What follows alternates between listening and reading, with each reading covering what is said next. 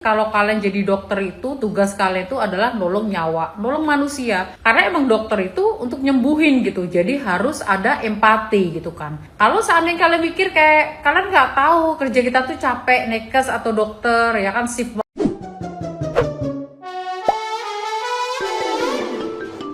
Kasus komentar nirempati sejumlah nakes terhadap pasien BPJS Kesehatan Yurizal Tri Caherawan yang berujung duka terus menuai kritik.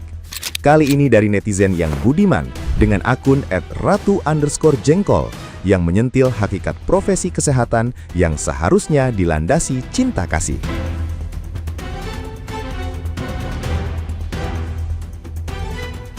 Netizen yang berbakti tersebut mengkritik keras nakes dan dokter yang menyuruh Yurizal langsung ke kamar jenazah. Padahal pasien itu hanya mengeluh setelah menunggu 8 jam tanpa kepastian ruangan dan tidak berani komplain karena menggunakan BPJS.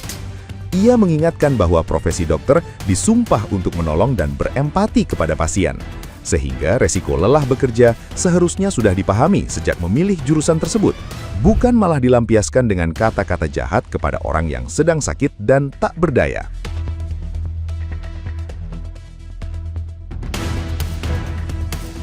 Ia menegaskan bahwa menjadi nakes seharusnya dilandasi kepedulian dan cinta terhadap manusia, bukan sekedar mengejar gaji.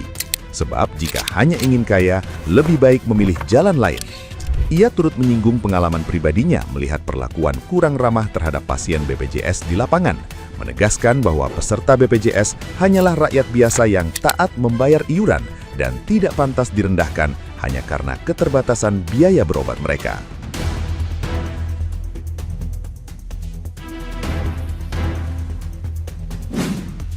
Masih ingat beberapa dokter dan nakes yang ngata-ngatain pasien BPJS, ya kan? Lu langsung aja kamar jenazah, bla bla bla bla bla bla bla. Padahal si pasien itu udah bikin status nunggu 8 jam untuk dapetin kamar, tapi dia nggak nyebut rumah sakitnya, dan dia tuh nggak berani komplain karena dia pakai BPJS. Lanjut. Dan para nakes tersebut, bahkan para dokter, yang kalian tau nggak sih kalau kalian jadi dokter itu, tugas kalian itu adalah nolong nyawa, nolong manusia. Karena emang dokter itu untuk nyembuhin gitu, jadi harus ada empati gitu kan. Kalau seandainya kalian mikir kayak, kalian nggak tahu kerja kita tuh capek, nakes atau dokter, ya kan shift malam, shift siang, bla bla bla bla. Ya nggak usah jadi dokter, nggak usah jadi nakes. Sebelum kalian kuliah ngambil jurusan tersebut, kalian tahu kan kerjanya tuh ngapain, dan kalian pasti udah short dong di rumah sakit itu kerjanya gimana, ngapain, dan kalian udah tahu dan kalian tetap ngambil jurusan itu gitu kan. Nah itu udah resiko sebuah pekerjaan gitu kan. Dan setahu aku ya, kalau kalian mau jadi dokter, kalian tuh biasanya disumpah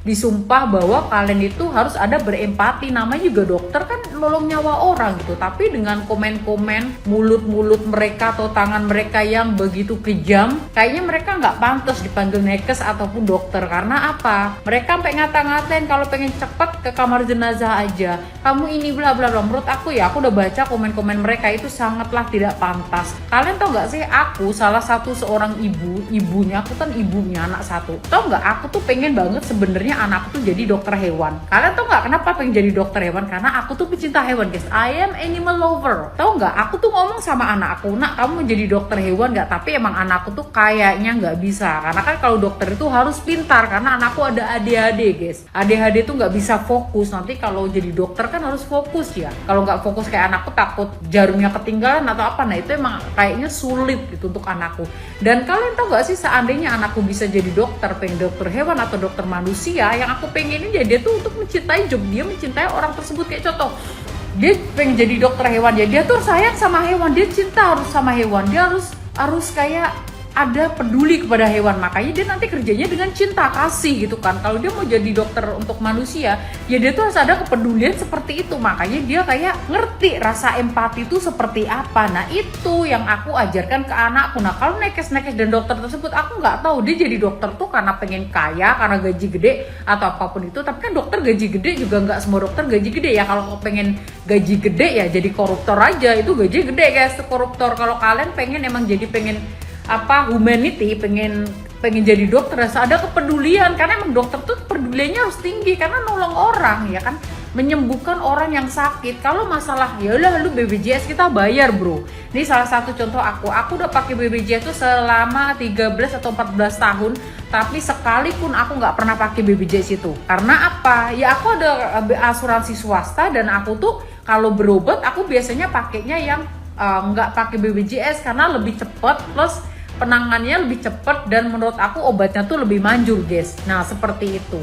Anak aku aja pakai BPJS baru sekali coba gigi, tapi ternyata nggak bisa, ribet gitu loh. Akhirnya kita pakai manual, pakai uang kita. Nah kalau seandainya kalian pikir BPJS ribet, ya itu bukan kesalahan kita. Kita nggak tahu apa-apa. Kita hanya rakyat yang dituju dan ditugaskan untuk membayar iuran tiap bulan. Kita nggak tahu apa-apa. Masalah ribet apa enggaknya itu atasan.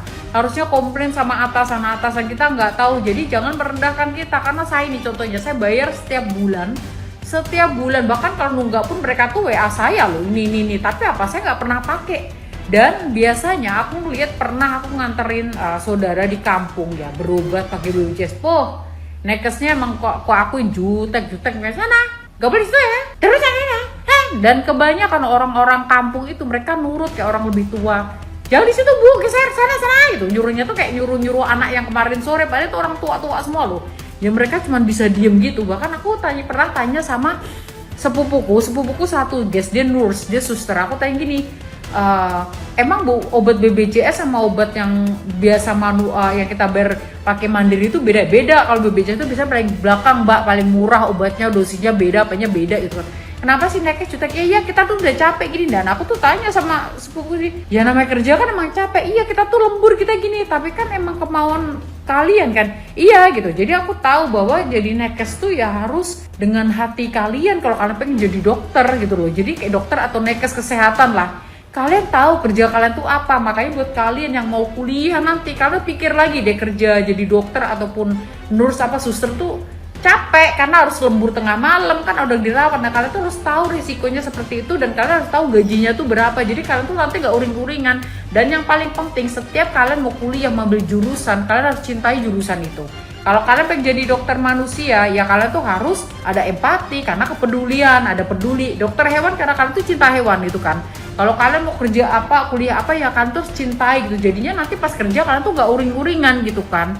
Seperti itu sih, ini sangat-sangat menyedihkan ya, mulut seorang nurse sama dokter bisa keluar kata-kata seperti itu. Kalau nggak potong aja urat nadinya, gue sampai bacanya sampai, come on, kamu tuh manusia, kenapa kamu bisa ngucapin sama orang yang seperti itu? Mas ini pun kalau seandainya dia ada duit, dia juga nggak mau, mungkin pakai yang itu, dia pengennya cepet, tapi kayak mana kemampuan orang tuh berbeda-beda sampai akhirnya masnya ini meninggal. Jadi kita doain aja mudah-mudahan mas ini diterima amal ibadahnya, diampuni dosa-dosa yang ditempatkan yang paling indah di sampingnya di surga. Nah, gimana nih menurut netizen yang terhormat? Silahkan berkomentar ya. Tweet gue isinya klarifikasi mulu ini, makanya kalau punya tangan pada dijaga. Kalau nggak bisa baik sama orang, kalau nggak bisa ngetik baik sama orang, nggak usah ngetik. Kalau misalkan nggak bisa baik, nggak usah ngomong. Udah diem aja, lu baik diem daripada ngomong. Capek gue nontonin klarifikasi mulu. Kalau emang lu punya opini yang berbeda, lu ketik yang bener, lu baik-baik ungkapin yang bener. Opininya pakai otak, bukan pakai HP. Kalau susah juga sih kalau nggak punya otak ya. Apalagi buat dokter yang ngikut lu, dia yang bisa lu ngikut head comment pasien bisa lu. Lu harusnya buat nyembuhin pasien, lu ngasih obat ke pasien, lu apa-apa itu pasien, bukan nih lu malah head comment. Lu disumpah susah sih ya, gimana ya, capek-capek di sekolah tinggi pusing cumanya. Lah kok penak mencocotmu ngongkong netizen ya? Dilarang berkomentar mengait-ngaitkan dengan warga.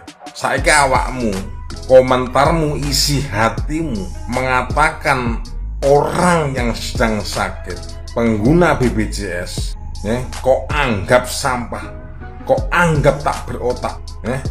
Terus giliran kamu mengatakan anak orang semaumu, terus kamu tidak mau dikait-kaitkan, mentang-mentang bapakmu anggota DPRD, mentang-mentang kamu mau bertanggung jawab, nggak bisa. Suka-suka netizen seperti Anda suka-suka mengomentari almarhum Yurizal, ya, dengan teman-teman muncul. Anda tenaga kesehatan memandang orang yang memakai BPJS itu seperti sampah matamu. Giliran netizen mau mencari mengulik tentang dirimu, kui anake sopo, awakmu gak terima. Semakin menjadi tel raimu, netizen semakin kau larang, semakin menjadi. Kenapa? Ini imbas dari perbuatanmu, menganggap masyarakat yang menggunakan berobat dengan BPJS tapi kau anggap sampah, kau katakan tak berotak, kau katakan ya sel otaknya mati, seperti yang teman-teman kau katakan. Kalau enggak mau sabar, yang ruang paling kosong yang sedang red adalah kamar jenazah. Matamu giliran kamu dikomentari nggak mau, ngaca cok raimu.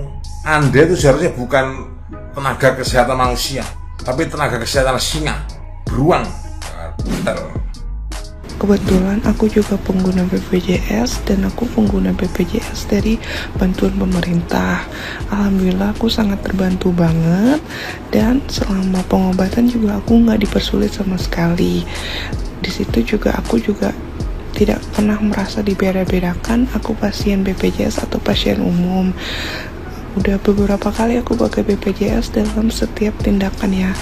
Dari yang pertama waktu itu aku tahun 2020 operasi amandel menggunakan BPJS dan aku pakai KIS ya teman-teman. Sampai sekarang KIS aku pun masih aktif ya. Waktu itu operasi amandel itu prosesnya juga cepat, dilayani dengan sangat baik, dokternya ramah dan komunikatif banget. Alhamdulillah udah sembuh. Lalu kemudian aku berobat ke penyakit dalam untuk sakit GERD aku, dan alhamdulillah sudah membaik juga. Lalu aku berobat ke dokter mata karena waktu itu aku ada keluhan mata yang ada kilatan cahaya di pinggir mata gitu, itu namanya fotopsia. Dan alhamdulillah banget juga aku kan ternyata ada silinder ya. Di situ aku dapat subsidi untuk beli kacamata yang di cover oleh BPJS, karena aku kan BPJS-nya itu yang bantuan pemerintah dan dikasih subsidi 165.000 karena aku dapatnya kelas 3, dan itu aku terbantu banget alhamdulillah. Dan setelah itu sekarang aku lagi berobat di psikiater memakai BPJS juga, dan dapat dokter yang sangat enak untuk diajak berkomunikasi, maksudnya komunikatif. Obatnya juga sangat cocok, alhamdulillah aku sangat membaik, dan menurut aku sangat terbantu oleh BPJS. Di sini aku mau apresiasi setinggi-tingginya untuk para nakes yang udah memberikan pelayanan terbaik kepada kita semua seorang pasien, dan tidak membeda-bedakan pasien umum dan pasien BPJS, karena kalian telah bekerja dengan tulus dan melayani pasien dengan sangat baik. Aku sangat apresiasi, big respect untuk para nakes yang udah bekerja dengan sepenuh hati. Begitu review dari aku. Terima kasih.